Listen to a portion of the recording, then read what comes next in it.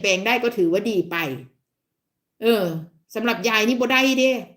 ยายจ๋านี่เรื่องอาหารนี่ประกาศตั้งแต่มา3 เดือนเลยเนี่ยมาถึงปั๊บไปหาหมอเข้าไปซื้อปลาลาไปซื้อโคกซื้อซากนะขนาดฝรั่งซื้อข้าวทอนมาให้กินยังบ่กินเนอะยิ่งในศักดิ์ศรีอยู่เนี่ย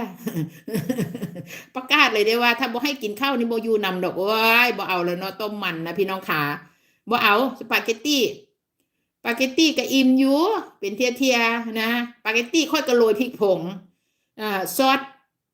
ตัวแนนเหรอเอ่อเดี๋ยวนะไอ้ตะกอนยาเพิ่นสิตุ่นกระต่ายค่อยกระโรยพริกผงนะสปีนาซี่ซอสครีมผักขมซอสครีมค่อยกระโรยพริกผงพี่น้องค่ะโอ้ยเหยาะน้ำปลาแซ่บเซ้ยพุ่นน่ะเอามาดัดแปลงกินกับข้าวนะคุณแม่สบายดีนะคะขอบคุณค่ะ